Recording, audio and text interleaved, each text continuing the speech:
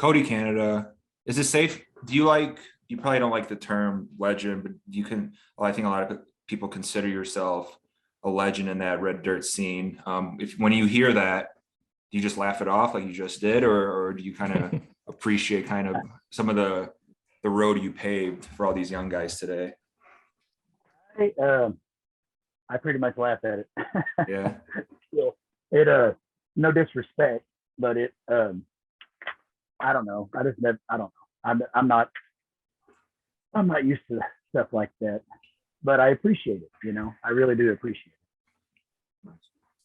Who are some of your influences that kind of got you started? Because I feel like we can look at kind of the red dirt scene or even some of the Texas rock guys, and every single one of them will call you an influence. So who are the kind of people that got you started? Within the scene, it was definitely Mike McClure. When I was probably 16, I think I was 16. I went to see I actually went to see Crystal Dew in Stillwater, Oklahoma, and this band was up there playing a Bob Wills song, but they were playing it with like Eddie Van Halen riffs, and I thought it was sacrilegious.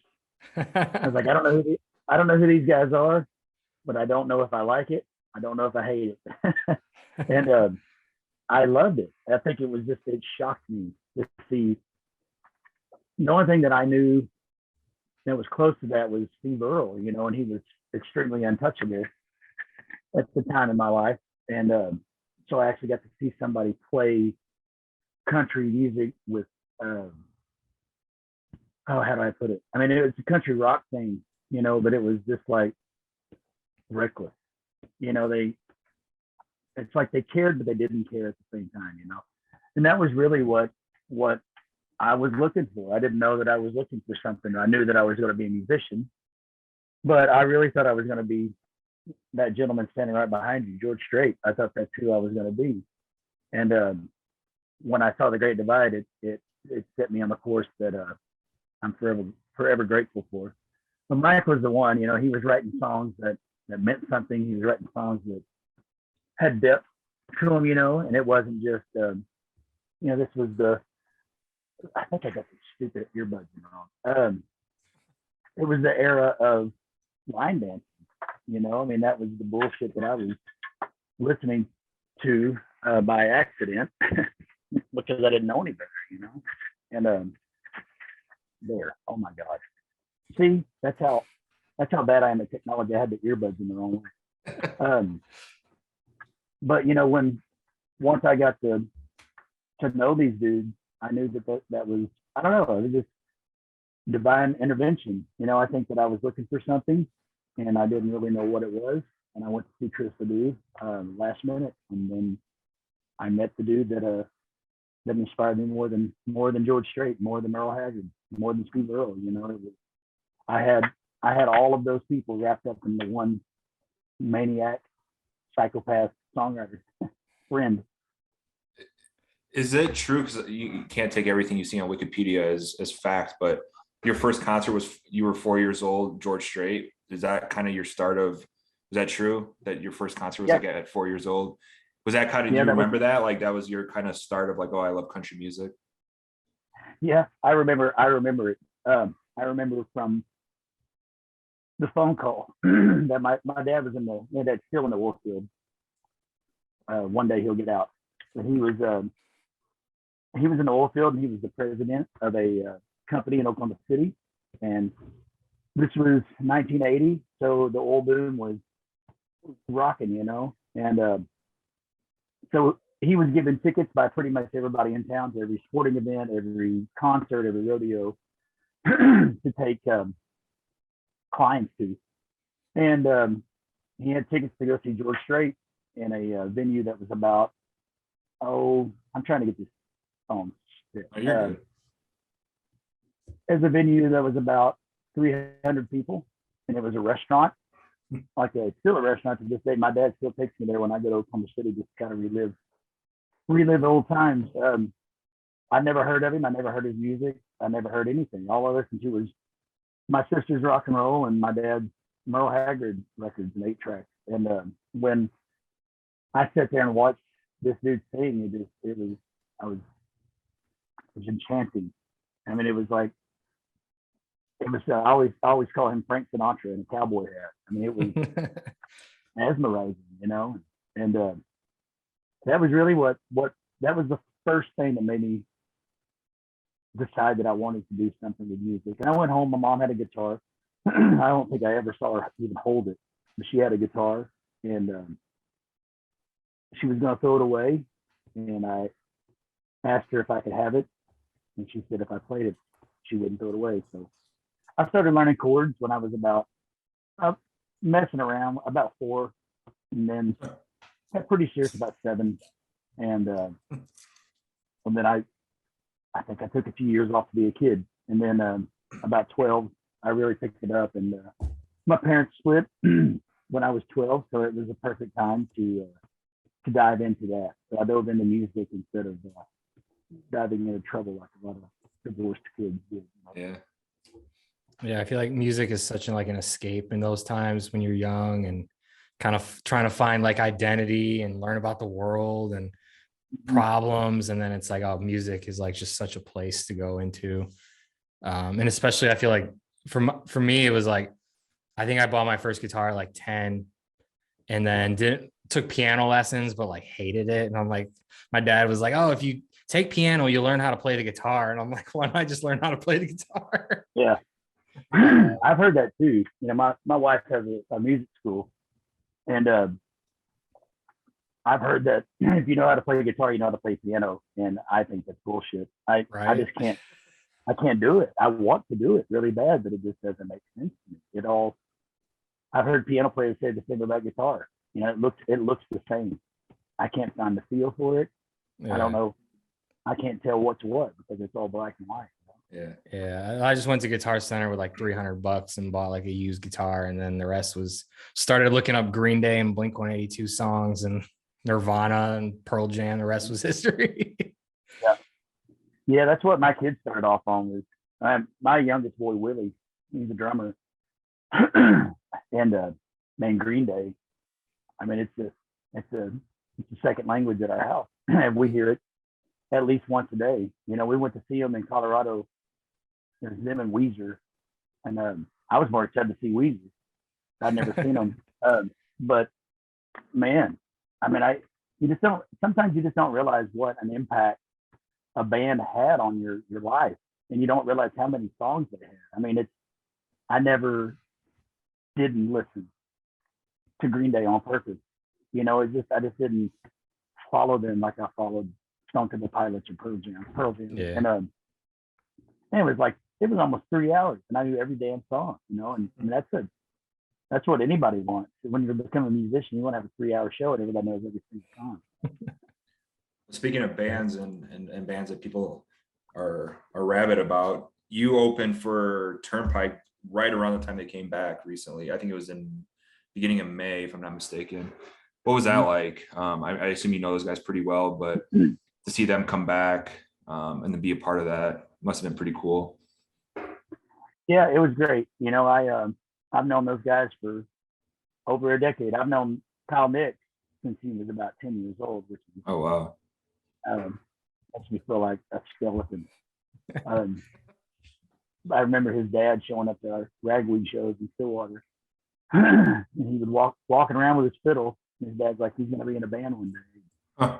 Like, well, holler at me when you do, and I'll be damned. But I became really good friends with Nick and Evan. The rest of the dudes, I'm friends with, but it wasn't as tight as those other two guys. I was there when all the stuff was happening with Evan, and we all tried our damnedest to help, and there were nights where we laughed about it, there were nights we cried about it, and there were nights that we fought about it, and in the end, he finally did it. We were very, very supportive. We went through that same thing with Jason Bowen, 20 years ago, and 17 years ago. So to watch him, cheesy to say it, but rise from the ashes, was great. There were so many people that were doubting it, so many people saying, well, I hope he can do this. Well, I hope, and then there's other people that they love to see the drunk person on stage, which I never understood. Right. I know the party's fun, but the music's better. I mean, I would rather sit and listen to somebody completely sober. When somebody's drinking, it does add a little bit of excitement to the show. But to watch him beat it and to take 2 years off and to really disconnect with the world just to get himself better, I don't think I've ever been more proud of him in my life. That's awesome. Yeah, I mean, I think it's one of those things too, where like maybe once it's kind of funny, oh, I had a little too much, and then a few more times you're like, okay, this is a problem that needs to get fixed. But I totally echo your statement too about like rising from the ashes and like reconciling with his wife, and it's like emotional for fans too to kind of just see this like songwriting musical hero like come back. And then with like new music on the horizon and small section of like really annoying dumb fans on like social media, they're like, oh, the music isn't going to be as good now if he's sober, which is like, what? That. Like, I know. You see, and, you might have seen that, but oh yeah, I saw it, and a lot of that Turnpike turmoil was the reason that I disconnected from social media for a bit. I mean, because there were so many people that were so selfish. It was,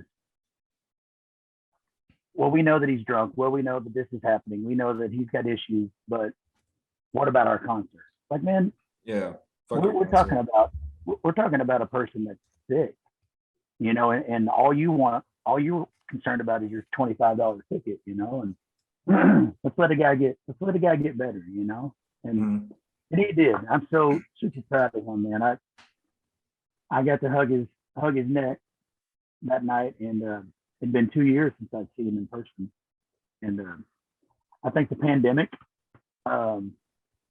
was good timing for that. I really do. I think I hate to say the pandemic is good timing. There were so many people that lost so much and so many lives, but it was good for him. It not only did he need to get off the road, but he had to, for two reasons. There was a pandemic and he needed to sober up. But cheers to Evan, man. I love absolutely. And your journey has been incredible, obviously, and goes back to, I think, 94 when you guys started Ragweed. Today, I believe, is Koe Wetzel's birthday. You posted a thing on your Instagram.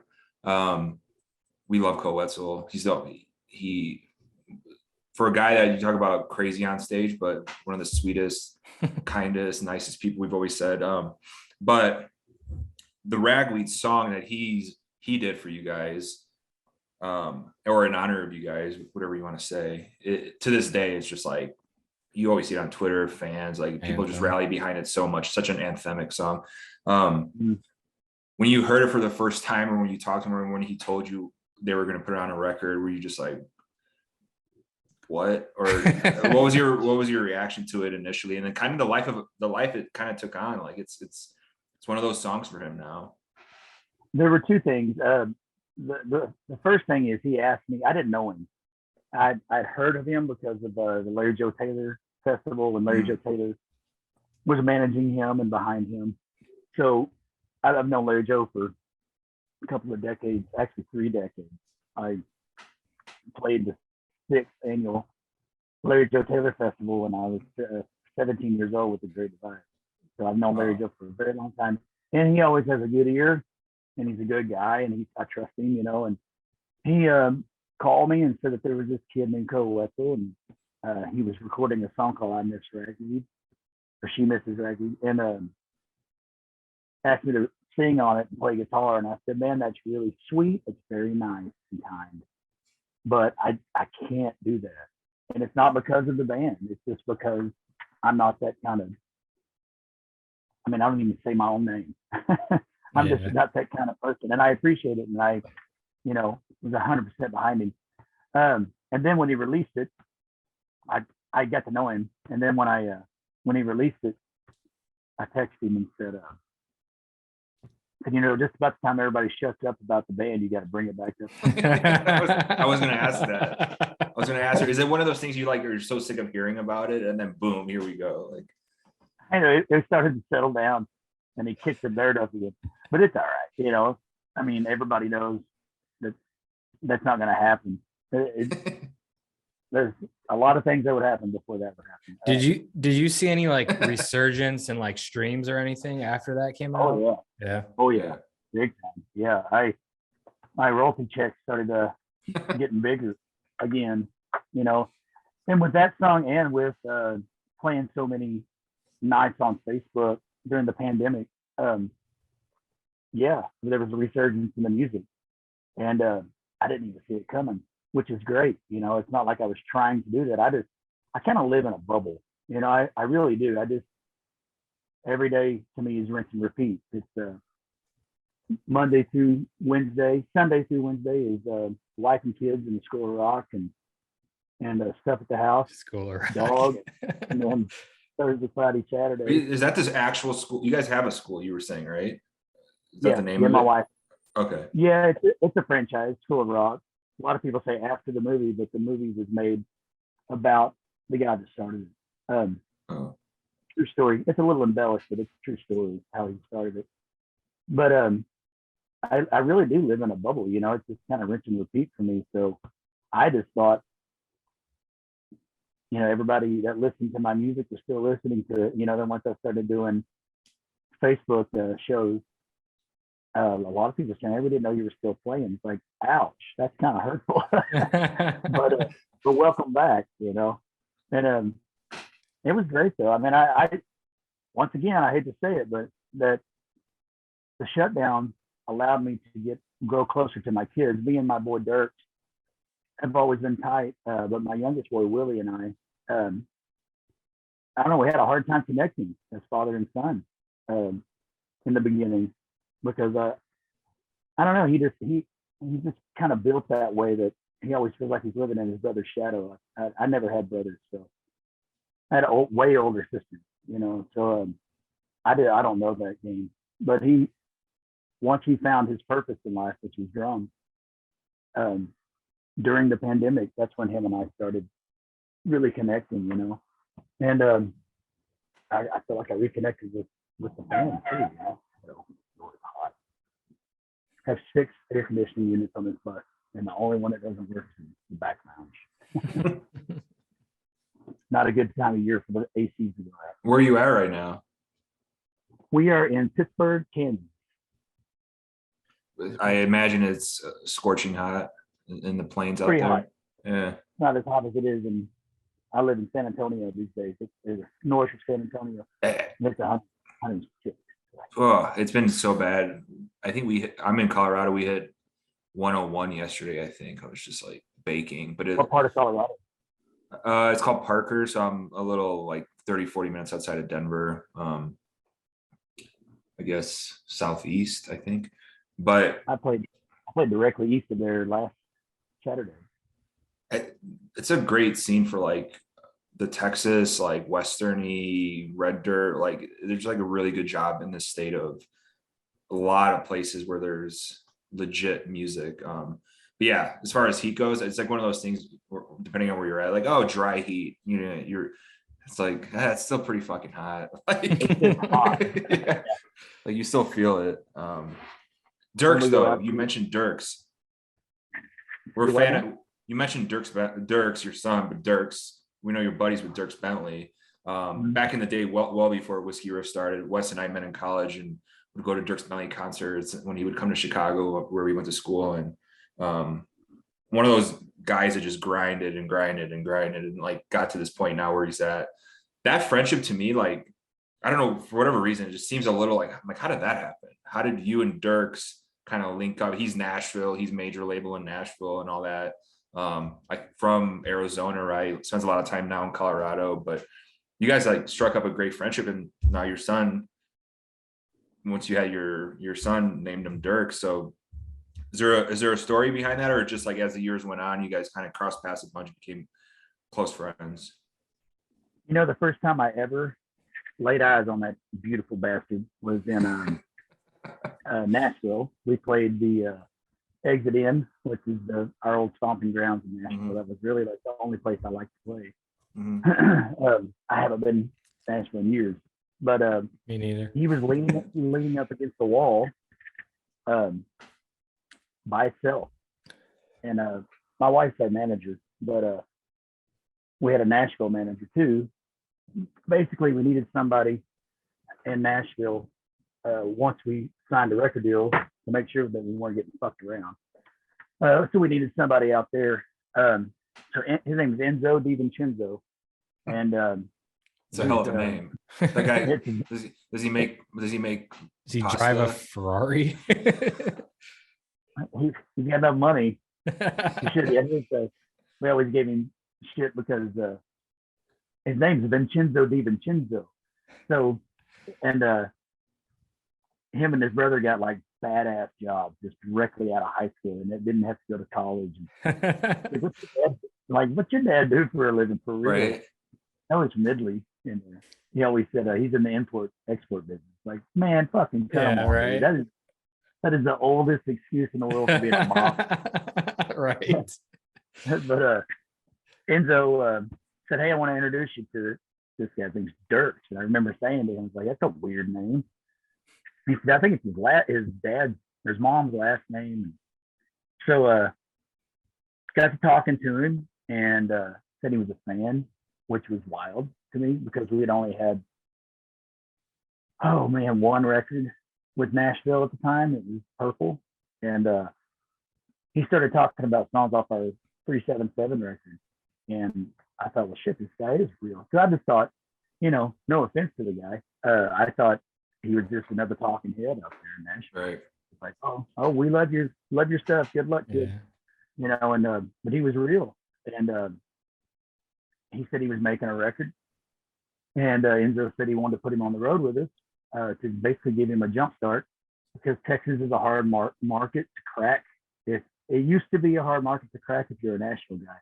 Yeah. The music business has changed, and it'll all swing back around again to what it used to be, and then it'll fade away, and then it'll come back again in 20 years. That's just how things work. And it was hard for him to get going because everybody was so down on Nashville, and that was our fault. That was us and Pat Green, and Corey Morrow and Fowler. We were always fuck Nashville people, because we didn't want people to take control of what we did. We didn't want people to. This is our music. It's not your music. Why would you make money off what I do? And that's just the mentality we had, and we knew that Dierks was different. The music was really good. Those first two records were killer. Nothing against his other music, but I just got busy and didn't get to hear the rest of it. But he came on the road with us, and we played down in Texas and San Antonio, and the crowd loved him. Of course, the women loved him, and if the women love you, then the guys want to be you. That's how the music goes. And so we went on the road for about a month, and he was opening for us, and then his record did really well, and then we started opening for him. And then once we did 3 tours together, and he would never allow us to play first in Texas or Oklahoma, no matter how big he was at the time. Respect. That's good. Yeah, I like that. That's a good little story right there. It's a good pal, and he's such a sweet man. And God, people still ask me all the time, like, do you talk to him? I said, well, we always vow to be better friends and talk to each other and see each other. But he's like me. When he goes home, he doesn't want to have anything to do with the road. You go home for 3 or 4 days, and you just throw your phone in the corner and go fishing. Family, yeah. Mm-hmm. And but he's been a very good supporter. He says the same thing about me, I've heard, and I really appreciate that. But I just don't think we could have done what we do without each other. And one of the most honest things I've ever heard come out of a person that lives in Nashville. He said, I put out Indian Land, the first Departed record, and it was all covers of my friends. And he said, what is it? I said, these are the people that I grew up with. These are the people that made me want to be a better musician. These are my influences. And he said, man, I want to do that. I want to do a bluegrass record. Like, well, do it.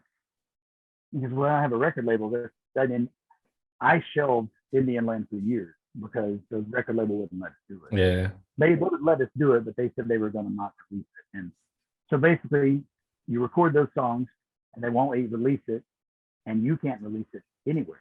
They own those copies, and that's bullshit. If they don't want it to go out, it doesn't go out, and you can't fight it. There's just no way around it. A record label is like being in a one-sided marriage, you know, an abusive marriage. And I can say that now because I don't have a record label. But he said he wanted to do that, and he talked to the record label, and they let him release the Mountain record that he did. Get that one up there. He handed it to me, and he said, after this, don't listen to anything I do. Really? Why? So I made a deal with the record label. You know, I could do this, but I have to do what they want me to do for a bit. And now he's back to doing, man, he's in charge. He's 100% in charge of what Dierks Bentley does, you know. And I went on the road with him last year. And when he went back to the bars, he sent me a text and said, I'm going back to the bars. And I said, that's cool. I'll see you there because I'm still in the bars. And he said, well, the reason I'm texting, I want you to open. It's like, shit, man, I'd go to Mars for you, buddy. And he's still the same dude. That's what's so awesome about Dierks. He's still the same human being that he was 17 years ago, you know. There's a funny story we have. I don't know, Wes, have we told this red shirt story on the podcast or no? I don't think so. So we were there used to be a festival in Chicago called Lake Shake, big festival, one of those like Live Nation ones, and Dierks was headlining one night. And we have our media passes. We're back. We're talking to people, doing some stuff and drinking a lot. And then we're waiting because we know, like, all right, we talked to somebody, like, all right, Dierks is going to be around in a little bit. So we're just kind of like waiting. And apparently Dierks had a stalker. We found out it's like 3-4 years ago. Apparently there was some stalker on premises. So like security, like they're in their earpod or in their walkie-talkies, everything talking. All we heard was like red shirt. I happen to be wearing a red, like Western wear, like button-up shirt. And then like security like starts like kind of like hovering around us. And they're like, you guys got to go. We're like, no, I'm not. So like, is this the guy? And I'm like, we're not. It's a red shirt at a festival with 25,000 people. And I see Dierks walk by and we're drunk off our ass. And I was like, Dierks, we're not stalkers. It's Whiskey Riff. And like, they just go, you just see like security, like moving. And I'm like, this fucking stalker got in there apparently. Never really found out what happened. Like, how did it play out? But I assume it was a woman. Like you're talking about like the women loving it. And I was like, I assumed it was a woman, but apparently it was a guy stalking him. They're probably like red button up, boom, and then they see me. I'm like, I got a media pass. I'm like, God damn it! I'm like, this is our luck, Wes. Right. We're just like, well, hey, Dierks, I'm not a stalker is exactly what a stalker is. No, we made sure not to say that. We made sure to say, Dierks, it's Whiskey Riff. I know you got a stalker here. We'll take care of him. Like, to your point though about him being such a great dude, we met him the year before that at the same festival. Probably I think the first time, maybe the second time, but Whiskey Riff was barely a thing. We were just getting off the ground as a website and stuff. And he was such a for the headliner of the festival to like give us, 5-10 minutes and, oh man, hey guys, how you doing? Oh yeah, I think I've heard of it. I've read some of your stuff. Like, how you guys doing? Like much more like, hey, well, what's going on with you versus, hey, yeah, keep talking about me. Myself, yeah. And for him to be the headliner of a major festival, just such a great dude. Such a great dude. He is a good. Speaking of weird connections that you have, another Wikipedia thing that was not in any of your bio or anything with your team. Is Wade Bowen really your brother-in-law? Yes. We had a really good thing going with the family and we fucked it up. I was just like, wait, I was like, everybody knows you and the amazing history. But then I started reading some of these tidbits, even like everything from your kids' names and how you kind of came up with them. I'm like, it's really cool. And then you see the Wade Bowen thing. I was like, wait, what? I had to read it twice. So it's true, huh? Yeah. Wow. Yeah. He married my sister. I say that every time. He married my wife's baby sister. Okay. Yeah. My wife has 2 sisters. And he married the he married the youngest one, and let's see, they've been married 17, 16, I think 17 years. Ever how old they got married, and Bruce was born almost 10 months after, 9 months after. I mean, they didn't hesitate. But they Shelby, who I wrote Sick and Tired and Lonely Girl. I wrote those songs about her. I wrote a couple more that were kind of beat tracks, I guess you will, about her. She was just so sad, so lost, and so wanting to be in love, and just made bad decisions with dudes, just chose the wrong guy. And then we introduced her to Wade, and we saw it. My wife and I immediately saw the connection. And man, he changed everything for her, and she was a lost soul. My wife's in California, and we were living in Oklahoma at the time. And Shelby come to live with us. I mean, Shannon and I were just married. We spent the first 6 or 7 years of our married life, with people living with us. We've just always been those kind of people. People took us in when we were young, so we took other people in to get them on their feet. And it's what you're supposed to do in life: take care of each other. And Shelby lived with us. She drove out from California, and then she went back out to see a friend, an old boyfriend. She got about halfway there, and turned around and came back, and said that home is us. So she lived with us for about another year, and then she met Wade, and we all went to a Sheryl Crow concert. That's where it happened. We went to see Sheryl Crow in Austin. And so she's one of my favorites. I think that's the last time I saw her. I think my wife has a little jealous bone. That's why we don't go see her. But I tried real hard to get her to sing on records. Really? I always tell my wife, like, you put an end to that, didn't you? She didn't. She wouldn't do that. But never got that email. Right? Yeah. She never got that for some reason. But Wade's a wonderful person. I always give him shit. I always say the same thing when people ask. He's my brother-in-law. But man, he's a wonderful human. He really changed a lot of things for Shelby, and gave her what she wanted. She wanted to have a husband and kids in a house, and and ever since she was a little girl. And I met her when she was 15 years old. And he's just a good dude. He's a good guy, and he puts out good music too. I don't get to jam with him as much as I'd like to. We have 2 different book of agents, and sometimes that doesn't work out for friends when you have 2 competing booking agencies. We've had him on a couple times. Love that guy. Yeah. Let's get to the Soul Gravy reissue. Just put that out a couple weeks back. And I know you said you kind of never really got to record it the way you wanted to. So what made you decide that now was like the time to just like get after that? Going back again to the pandemic, we recorded. I always wanted to re-record it. I didn't like the way we did it. It wasn't. I guess I just didn't really have the balls to stand up and say no. That was the record where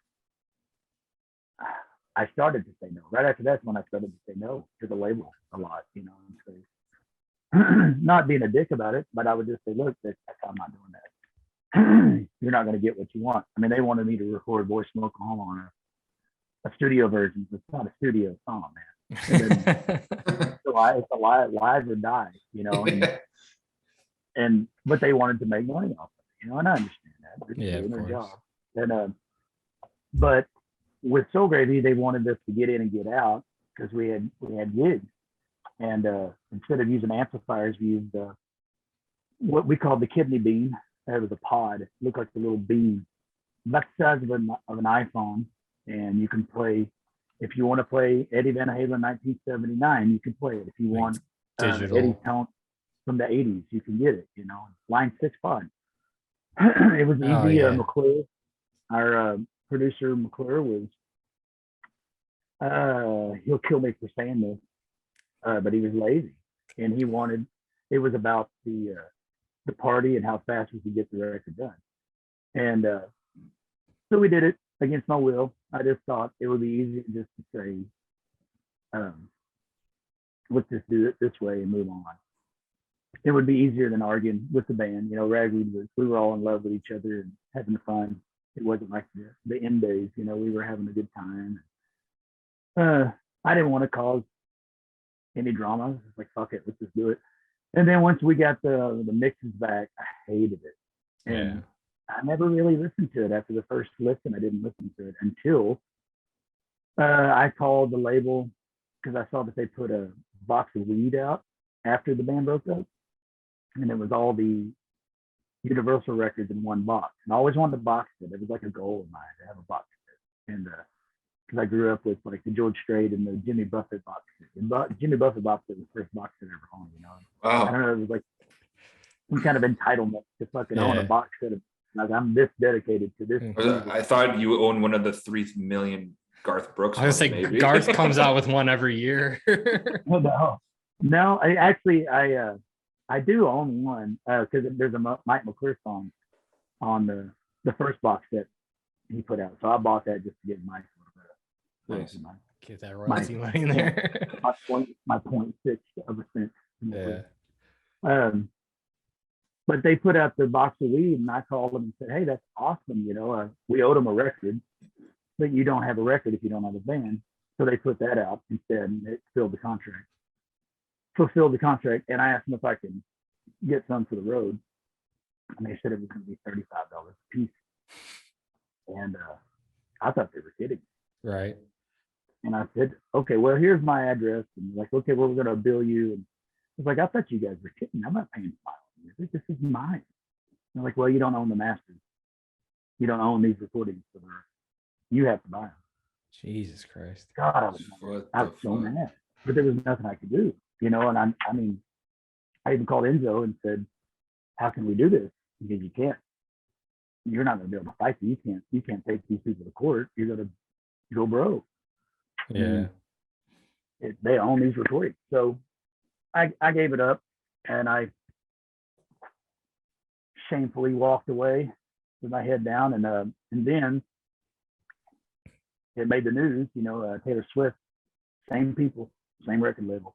Because when we joined Universal South, it was Tim DuBois and Tony Brown, Susan Levy, Karen Cupid, and it was all these sweet, awesome Van Fletcher. Van, I still keep in contact with a few of them. But when we signed the deal with that label, it was all these really awesome people that discovered George Strait and Alan Jackson and worked on Buffett, played with Elvis. And so it's just like a dream team, and Tim DeWallis from Stillwater, Oklahoma, it's like, how could we go wrong? And we didn't. Then they got fired. And once they got fired, we got pushed to the back. And that's when it started to suck. Because with Tim and Tony and all those people, we were their project. We were their guys, us and Shooter Jennings. We were the one. And when Toby Keith's people came in and started taking over, that's when it just, we were forgotten. We were the redheaded stepchildren. And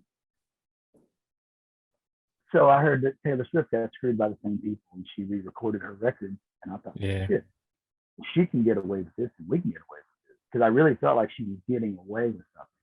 Yeah. And I felt like we're getting away with something. I don't want to jinx it, but the record's already out. But I wanted to redo it.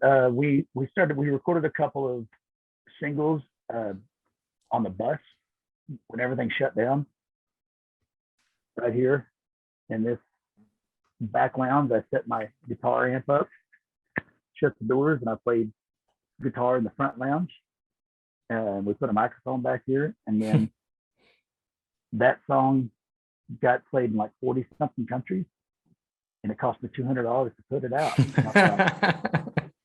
Take it. Not bad. So, I found something here. Yeah, instead of $900 a day just to rent a studio. Back when the label was paying for it, we would go to California. These guys are paying for it. We're going to do it upright. Yeah. I always wanted to record stuff like the band and Levon Helm, and I live at a house. Yeah. live at studio, and we did that. We did that 3 times, and it was great. But once we started paying for the studio, that's when it's like, okay, we have to do pre-production. Let's do this at the Holiday Inn. Right. And so we built the studio. We got about a 5,000 square foot office that we've had for 20 years. We bought it when we first moved to San Antonio area, and we bought it because you could fit a bus in it. So we were going to buy a bus and do our own maintenance, and then realized that was a pain in the ass. And then the office was up front. My wife managed us, and Wade, Randy Rogers, and Mickey and the Motor Cars. God, she managed so many people for 10 years or so. And the back just turned into a big trash dump. I mean, bands would come in there, and it's on a couple of acres, so we parked buses out there. And once people would clean out their bus, instead of throwing it in the trash, they would put it in the office. So it was just a big pile of musical equipment and old beds. And so we started cleaning it up and recording in there. And then my best friend, he's a contractor, and he said, I can come in here and build you a studio in about a week. So once we built that, we started turning out singles, started recording some of our kids at the school, and we weren't really going anywhere. And I said, now's our perfect opportunity to dive in on the gravy, because we've been talking about it. But once again, when I get home, I don't usually want to do anything, and nobody else does either. So it's kind of hard to talk Eric, our drummer, into driving 6 hours from Oklahoma to come down and to do stuff, at the office. Yeah. We don't have a plan mapped out. So we allowed ourselves 2 weeks for Soul Gravy, and we got it all done in like 2 days. Wow. It was easy because we, for one thing, we've been playing 90% of this record for 20 years, 18 years. And so it was really easy. And I wanted to not only own my own music again, not only get my kids involved. They're on one song. One of our school kids is on Stranglehold. I also wanted to play these songs the way that we play them, because I always go back to Joan Jett's advice. If you write a song, don't immediately record it. Don't do it, because that song's going to evolve. You're going to play it for a year, and then that's the way it's going to be. If you write the song and dive right into the studio, then you're stuck. A year into that song, it's going to be different. You see that. It's funny you say that, because there's a lot of artists we will see who've had that like song that they have to play. Maybe they don't even like it anymore. Then you see them play it live. They know they have to play it. Yeah. Maybe everybody except Tyler Childers right now. Like Tyler Childers like won't play like White House Road anymore and all these things, but like, which that's awesome. It's up to him. But there's other artists that like, oh, I gotta play this song. I hate it. Got me on the map. But then you hear it live, you're like, oh, they really kind of played with this because they're probably so sick of it, right? Yeah. Yeah. So that plays right into what you're saying there. Yeah, I mean, there was years that I wouldn't play 17 just because when it came out, that was our lead horse, and that we had to play that song every. And there wasn't it really was a have to play it. We have to play it. Right. And then we were on the road with Mickey and the Motor Cars when that song came out. And I remember Mickey came on the bus and he's like, man, I hope you're as sick of that song as I am. And I was, God, I was just, but now I put it in the set every night because I don't know, I guess I'm just more appreciative the older I get. And I think that's a natural evolution with age. You just become more grateful. Yeah. And I'm very grateful of that song. I tell everybody that me and Bowen wrote it, and we didn't write it together. He said, "You're always 17 in your hometown," when I was passing a cop in Yukon, Oklahoma, because I was stoned and drunk, half drunk, and didn't have insurance on my truck, and I had the only yellow truck in Yukon, Oklahoma, and I just knew they were going to pull me over and I was going to jail. And he said, "You're always 17 in your hometown, man, and we're going to write that." And then we separated that weekend, and he went to do gigs, and I went to do gigs, and I wrote it and called him and said, "You got 50% of it, buddy." I'm going to give you your Like, royalty on this. "No, don't That's do awesome. that." Like, no, man, the song wouldn't even been thought of without you saying that, you know. That's I awesome. mean, you know, he still tells me he feels like he cheated me out of royalty money. It's like, you He's created gonna, the song. yeah, that's awesome. Well, before we let you go here, it's been an awesome conversation. Rest of the year, you just you're on the road playing shows, and then it's gonna cool off towards the end of the year, I assume. Spend time with family. What's the next 6 months look like? Usually around starting in October. I don't like to get too far from home. It'll eventually change. My kids are getting older, and there's only about 4 years left, so they're out on their own, which I'm having a really hard time with. To be honest with you, it scares the shit out of me every day. Just to think about how fast it's gone with those guys.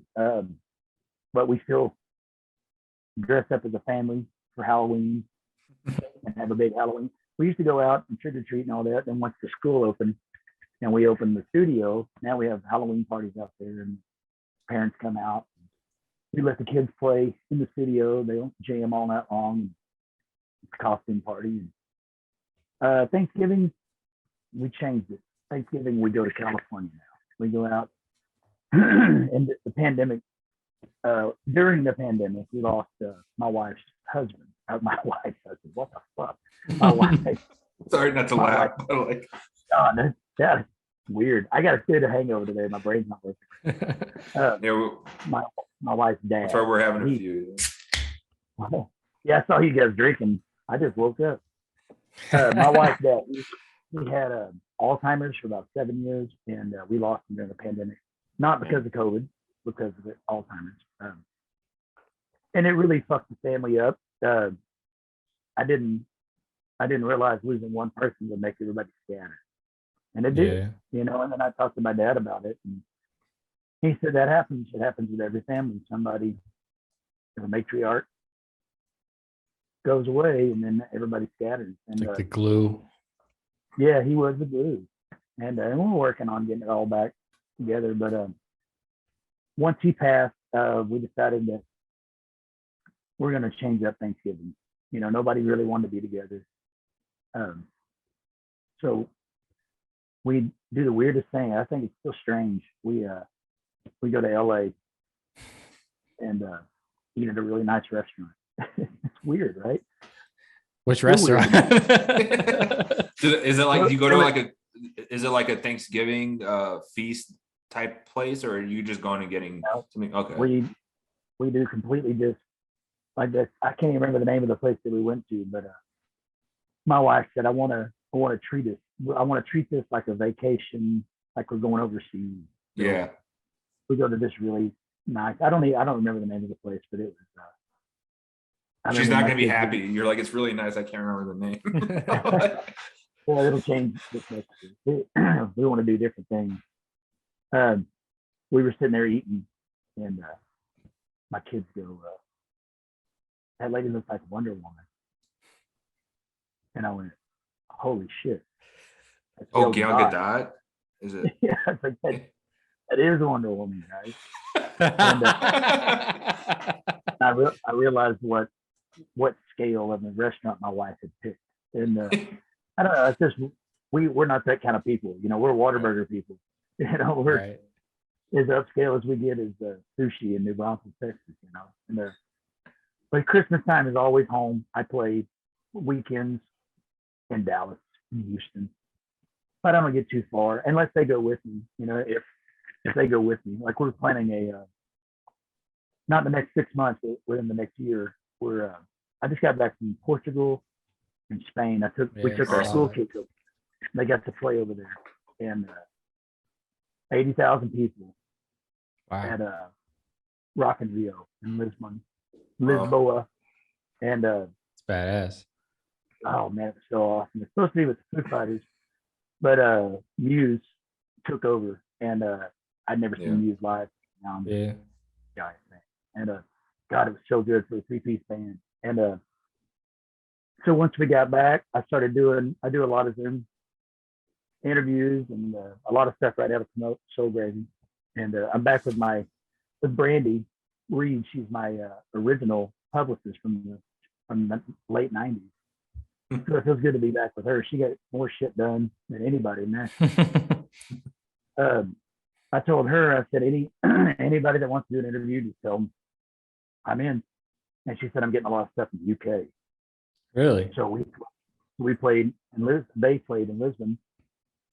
And I'm really afraid of flying. I don't like flying. I used to have to be really majorly drugged to get on a plane, but now wine and weed, and I'm good to go. Oh yeah, that's a nice combo right there. I like a few drinks before I get on a plane.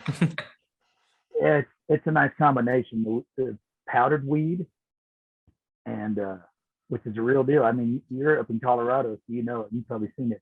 That's the only place I can get it. It's called Ripple.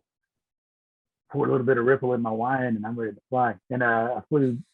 I gotta try that combo right there. Good combination. Podcast combo, and I just sit here just like sleeping.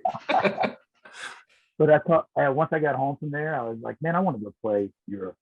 Yeah. You know, I did France and Germany and Ireland years ago, but I just haven't done anything because my kids couldn't go. And so I called the booking agent and said, hey, I've done about 5 interviews in the UK and I really need to go, but I want to take my kids. So within the next year, we have a European tour coming up. So between now and then, more recording. I'm not doing records. I talked to a Turnpike manager out in LA, and he said, unless you sell millions of records, don't put a full-length record out because people listen to one song at a time. Yeah. He said he knows my music. He's been following me, been paying attention, and forever, since the beginning, what he told me. And he said, you're the kind of guy that puts 15 songs on a record. They're going to hear one. And so you might as well treat every song like a single and release a song every 6 months. And then once you get them all piled up to 10 to 15, then put it on vinyl, for collection. Yeah. Yeah. I listened to what he had to say. He knows what he's talking about. He also manages jam bands, and he said the same thing to those dudes, instead of a record with 5 songs that are 8-minute songs, or at least 1 song at a time, So I'm going to be doing that. I've been talking about a cover record. DJ Barham put that the first Bangers record out. Love that. That was awesome. That was good. Man, it's great. And I didn't even see it coming. I had no idea he didn't tell anybody or anything. Yeah. His first show live was in New Braunfels, Texas. That's where I live. And I went to see him, and he started playing all these covers. I never heard him play anything. I heard him play one Springsteen song, or no, one Neil Young song once, and but I never heard him really play a set full of covers. And I was like, man, I was a lot of covers back then. Yep, and that was it. He didn't say shit because he knew that if he told me that he was going to put a cover record out, I'd tell everybody. Yeah, right. I can't keep my mouth shut when I'm excited about my friend's music. But, that's why he didn't tell you. That's why he did not tell me. If he knew, I'd tell everybody. But I called him and said, after that record came out, I said, I've been talking about it for years, and now I got to do it. And you inspired me to do it. He said, man, his words were, life's too short, nothing. Record what you want to record, So yeah, cover record is in the.